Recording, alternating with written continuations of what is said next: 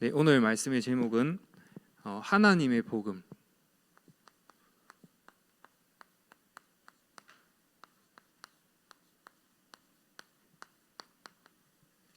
예수 그리스도입니다.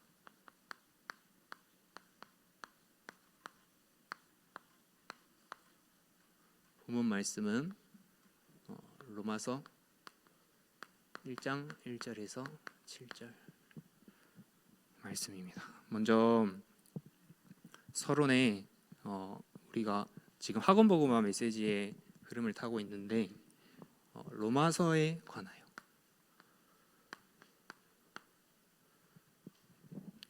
로마서에 관하여 먼저 저희가 서론 부분에 확인해 볼 건데요.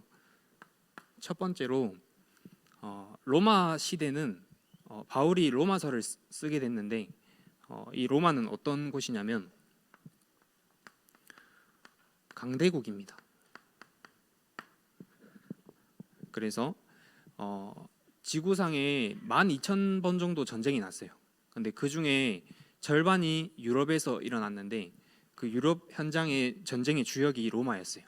그래서 자꾸 전쟁을 일으키고 사람을 수천 명 죽이는 게 죽이고, 그리고 이제 그게 영웅이었죠. 사람을 죽여서 이제 전쟁에 승리하고, 그 강대국의 현장이에요. 뭐냐면 틀린 문화, 사단의 문화가 완전히 판을 치고 있는 현장이 로마 현장이었습니다. 근데 이 속에서 하나님이 유대인에게 복음을 주었어요. 근데 이 복음을 유대인들이 어떻게 이해를 하고 있었냐면 틀린 복음으로, 다른 복음은 없다 했는데 다른 복음으로 이해를 하고 있었어요. 어떻게 이해를 하고 있었냐면 첫 번째로 여호와 하나님은 우리 이스라엘의 신이다, 이렇게 이해를 하고 있었던 거예요. 그리고 또 이 사람들이 기다리고 있는 메시아를 보내겠다라고 했는데 우리는 그리스도라고 알고 있죠. 근데 이 사람들은 이 메시아 사상이 다윗처럼 전쟁에서 승리하는, 우리를 이 억압되어 있는 이 현장에서 우리를 꺼내줄 수 있는 정치적인 그런 메시아가 올 것이라고 기다리고 있었던 거예요. 사상 세계를 승리하고 부수는 메시아를 기다리고 있었던 거죠. 그러면서 복음이 아예 없는 상태, 할례를 받아야 구원을 얻는다라고 말하고 있었습니다. 이런 시대 속에 로마에 있는 교회에 이 유대인들과 그리고 이방인들이 같이 있는데, 이 사람들이 말하는 게 할례를 받아야 구원 얻는다라고 말하는 게 주로 이루고 있는 거예요. 그러니까 바울이 얼마나 마음이 타겠어요. 그래서 세 번째로 바울이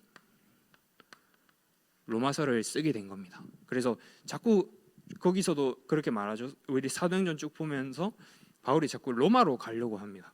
로마도 보아야 하리라, 내가 가이사 앞에 서야 하리라, 이렇게 언약도 있으면서 이 로마 현장으로 자꾸 가려고 해요. 그래서 그런 간절한 마음으로 이 로마서를 썼죠. 그래서 또 뭘 말하냐면 이 속에서 복음을 놓친 자들, 유대인들은 틀린 복음 가지고 있는데 교회를 통해서 예수가 그리스도라는 사실을 영접하고 영접한 사람들도 복음을 놓친 상태로 자꾸 이런 할례를 받아야 구원을 얻는다라는 이 속에 그거 가지고 자꾸 분쟁하고 싸우고 있는 거죠. 그래서 이 사람들한테 뭘 말하고 있냐면 행위가 아니라 믿음으로 구원을 얻는다라고 말해주고 있는 그런 로마서 배경입니다. 그러면 우리 시대의 문화를 봤을 때 지금 강대국이 사단의 문화를 통해서 완전 모든 사람들을 사로잡고 있죠. 우리 랩런트들도 이 문화를 잘 알 거예요. 그러면서 그 속에서 교회는 틀린 복음을 말하고 자꾸 육신의 문제와 행위를 강조하고 있어요. 근데 바울을 하나님이 랩런트로 불렀다는 거예요. 그래서 우리 랩런트들이 이 복음의 비밀을 먼저 우리가 가지고 누리고 전달할 수 있어야 돼요. 어제 선생님이 축제 다 끝나고 어떤 사람 한 명을 다락방을 하는데 다락방을 하고 PC방에 태워줬어요. 어때요? PC방에 태워줬어요.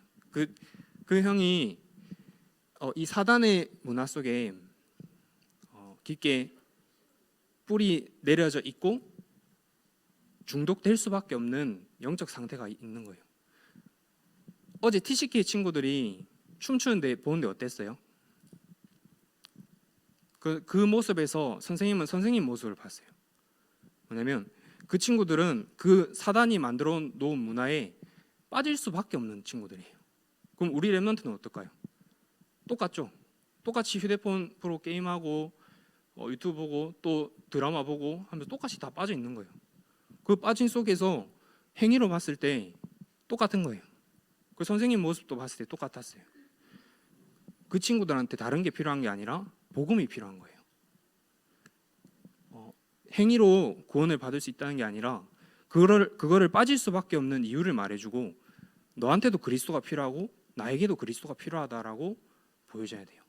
그래서 모든 사람은 똑같다라고 바울은 자꾸 말하고 있어요. 성경 로마서 배경이 그렇게 말하고 있습니다. 그래서 첫 번째로 하나님의 복음입니다.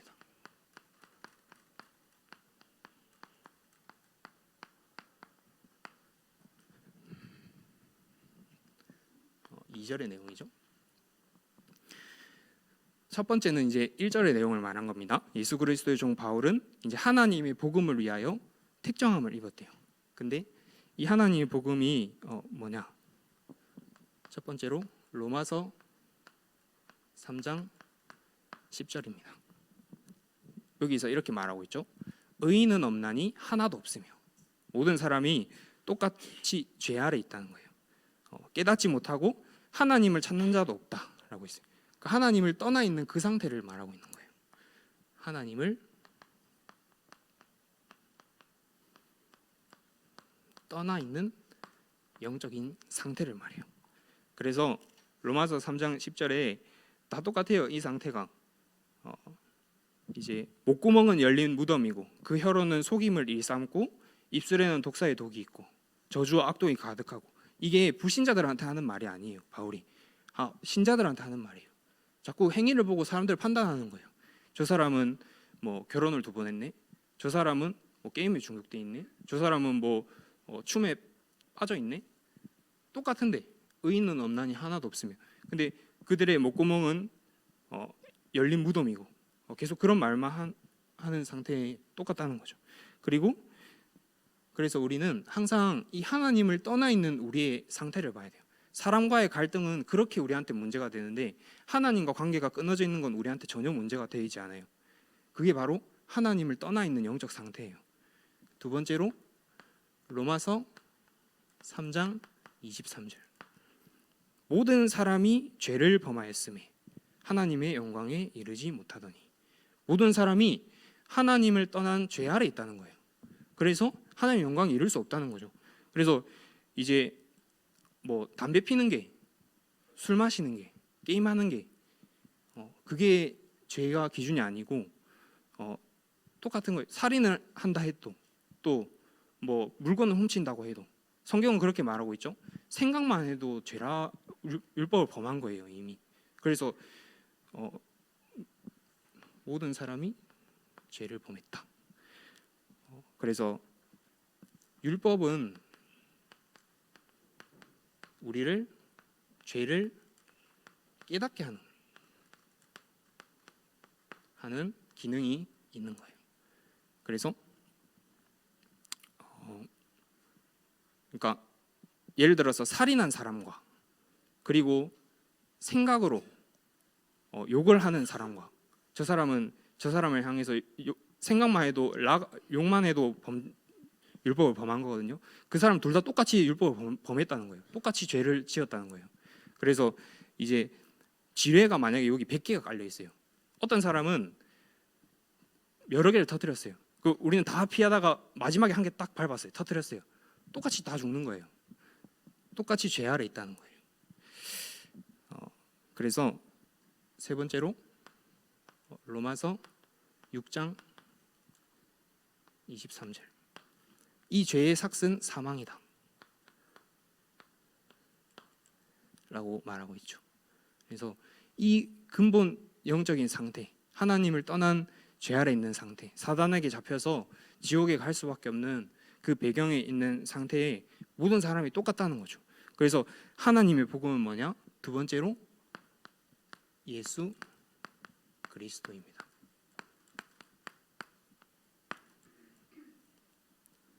그래서 3절에서 4절에 말하고 있죠. 첫 번째로 그의 아들에 관하여 이 상태를 건져내 줄 구원자가 우리한테 필요하다는 거예요. 그래서 이분이 오셔서 하나님 만나는 길을 열어줘야 된다는 거예요. 그래서 이 길을 여는 분이 사람으로는 절대 이 문제를 해결할 수 있는 복음이 없어요. 그래서 요한복음 1장 1절 태초에 말씀이 계시니라. 요한복음 1장 14절 이 말씀이 육신이 되어 우리 가운데 거하심에. 하나님이 직접 사람의 몸을 입고 오신 거예요. 그래서 우리를 구원하시려고 하나님 떠나서 죽은 상태인 우리를 건져내기 위해 직접 찾아오신 거죠. 그러면서 그 다음에 뭐라 말하죠? 육신으로는 다윗의 혈통에서 나셨고 하나님이 다윗의 혈통으로 보내겠다라고 하셨어요. 그래서 그게 무슨 말이냐면 참 사람으로 오셔야 된다는 거예요.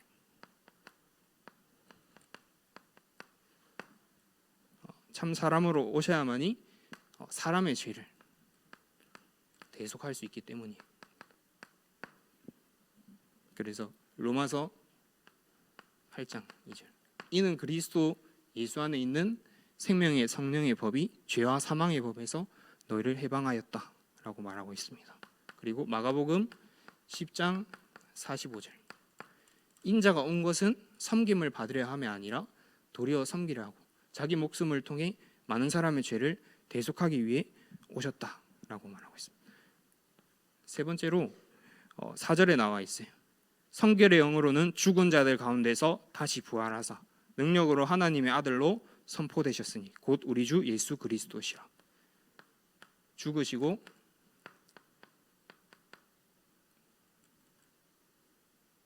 부활하셔서 사단의 권세를 완전히 박살내신 분입니다. 요한 1서 3장 8절 하나님의 아들이 나타나신 것은 마귀의 일을 멸하려 하심이라. 죄를 짓는 자는 마귀에게 속하나니. 똑같아요. 근데 그 죄를 짓는 자를 뭐라 하러 온 게 아니라 죄를 짓게 만든 그 사단의 일을 완전히 멸하기 위해 오셨다. 히브리서 2장 14절에서 15절 자녀들은 혈과 육에 속하였으며 그도 또한 같은 모양으로 혈과 육을 함께 지니신 이유는 죽음을 통하여 죽음의 세력을 잡은 사단을 멸하시고 또 죽기를 무서워하며 한평생 매어서 종노릇 할 수밖에 없는 우리를 건져내기 위해 오셨다라고 말하고 있습니다. 그래서 하나님의 알만한 것이 그들 속에 보인다라고 말하고 있어요. 하나님의 진노가 이야기하면서 하나님을 알만한 것은 이거 하나밖에 없습니다. 예수 그리스도 하나밖에 없어요. 그래서 하나님의 복음은 내가 예수님을 믿었더니 내 가정의 문제가 해결되고 예수님을 믿었더니 내가 걸렸던 암이 낫게 되고 예수님을 믿었더니 내 무능이 치유됐다는 게 복음이 아니에요. 하나님의 복음은 이 하나님을 떠난 상태의 유일한 해답이 그리스도밖에 없다라고 말하는 거예요. 그래서 예수가 그리스도다. 이게 바로 하나님의 복음이다 라고 로마서는 자꾸 그렇게 설명하고 있습니다. 세 번째로 그러면 우리는 이 그리스도를 가진 사람입니다. 오늘도 선생님이 어제 그 다락방 하는 형한테 가서 이제 그리스도가 필요한 이유, 당신한테 그리스도가 필요한 이유, 나한테 그리스도가 필요한 이유를 자꾸 발견하고 왜 그럴 수밖에 없는지 가정과 가문에서 흘러내려온 배경을 확인하고, 그래서 그리스도가 아니면 안 되는 이유가 자꾸 발견되고 그 비밀을 전달하는 망대로 우리를 불렀다라고 전달했습니다. 5절 7절의 내용이죠. 그로 말미암아 우리가 다른 것이 기준, 우리의 행위가 기준이 아니라 그리스도로 말미암아라는 거죠. 그래서 우리는 본질과 소속과 배경이 바뀐 하나님의 자녀로서 삶이 완전히 뒤바뀐 존재예요. 근데 그렇다고 해서 막 예수님을 믿었다고 내 무능이 해결되고 그러지 않아요. 예수님 믿었다고 갑자기 작았던 키가 커지진 않죠. 그거랑 똑같은 거예요. 생각과 마음에 이미 틀린 관으로 딱 형성되어 있는 그거는 바로 바뀌는 게 아니에요. 그러면 이 망대는 뭘 이야기하냐? 6절에 보니까 너희도 그들 중에서 예수 그리스도의 것으로 부르심을 받은 자니라. 모든 사람이 죄 아래 있고 거기에서 끝내신 그리스도를 증거하는 복음 증거할 도구로 우리를 불렀다는 거예요. 그리고 7절에 보니까 하나님의 사랑하심을 받고 성도의 부르심을 받은 모든 자에게 하면서 하나님의 사랑을 받아서 우리는 부르심을 받은 사람들이라는 거예요. 그러면 우리는 이 망대로서 어떻게 해야 되냐? 첫 번째로 어떤 사람을 만나도 그 사람을 감사의 대상으로, 그게 8절에 나와 있습니다. 1장 8절에 이렇게 말하고 있죠. 예수 그리스도로 말미암아 너희 모든 사람에 관하여 내가 하나님께 감사함은, 사람을 봤을 때 그 사람이 나한테 어떤 문제와 사건을 준다 해도 그 사람은 나에게 감사의 대상이에요. 내가 그리스도를 깨닫게 해주고 복음을 누리게 만드는, 도와주는 사람인 거예요. 그래서 너희 믿음이 온 세상에 전파됨이로다. 그리고 두 번째로 사람을 봤을 때 기도의 대상으로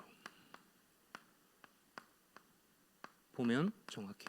9절에 나와 있죠.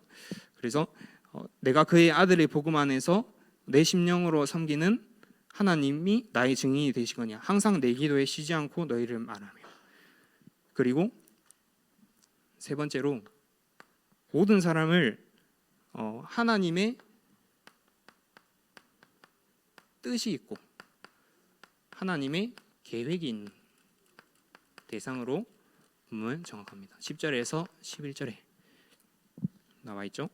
하나님의 뜻 안에서 너희에게로 나아갈 좋은 길 얻기를 구하노라, 이렇게 말하고 있죠. 그러면서 신령한 은사를 너희에게 나누어 주어 너희를 견고하게 하려 함이니, 이게 뭐냐면 막 방언의 은사를 주겠다 이런 게 아니에요. 뭐냐면 은사는 딱 하나죠. 복음을 증거하게 하기 위한 주신 게 은사예요. 그러면 그 복음을 증거하도록 하는 그게 우리한테 달란트인 거죠. 잘하는 게 달란트가 아니라. 그래서 하나님의 뜻과 계획은 그 사람에게 하나님의 뜻과 계획이 있다는 거예요. 그리고 네 번째로 모든 사람을 전도의 대상으로, 그리고 선교의 대상으로 보면 됩니다.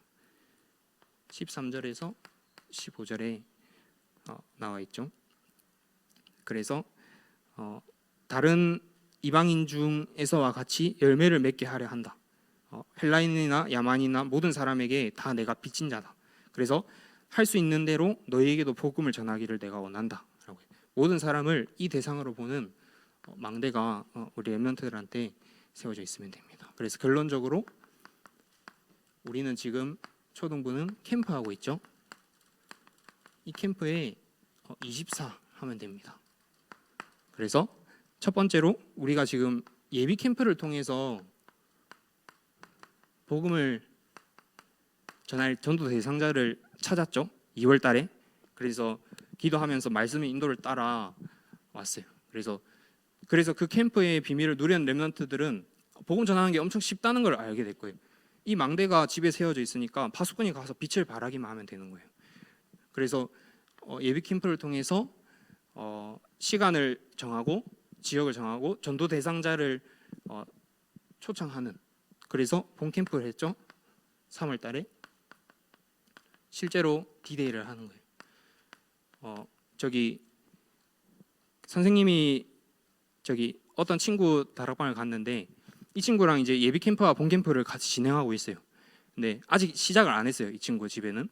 근데 이제 엄마가 봤을 때 다락방 시간이 7시인데 애들이 안 온다는 거예요, 7시면.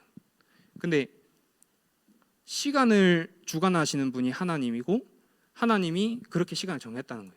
그러면 하나님은 그 시간에 맞게 구원 계획이 있고 하나님의 뜻과 계획은 전도와 선교인데 그 시간에 하나님이 구원 주시기로 작정된 자를 보낼 수밖에 없다는 거죠.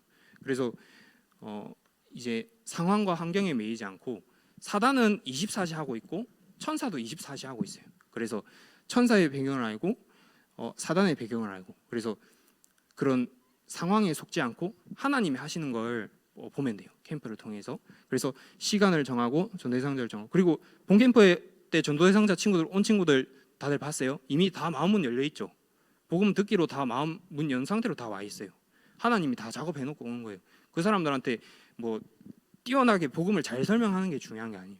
이미 다 마음문 열려 있으니까 간단하게 복음만 말하면 되는 거예요. 그래서 이런 본 캠프 그리고 우리가 이후 캠프 했죠. 어제 이제 복음 문화 축제라는 것으로 캠프를 했습니다. 그래서 이거를 일회성이 아니라 일심 전심 지속하면서 24 하시면 됩니다. 제가 마무리 기도하고 마치겠습니다. 하나님 아버지, 우리에게 하나님의 복음인 예수 그리스도를 깨닫게 하신 은혜에 감사합니다. 날마다 어떤 문제와 사건과 환경 속에도 이 복음이 발견되고 그리스도가 아니면 안 되는 절대적인 이유가 보여지도록 은혜를 허락하여 주옵소서. 현장의 그 비밀을 마음껏 증거하는 전도자의 삶으로 삶의 망대가 세워지게 은혜를 허락하여 주옵소서. 살아계신 예수 그리스도 이름으로 기도하옵나이다.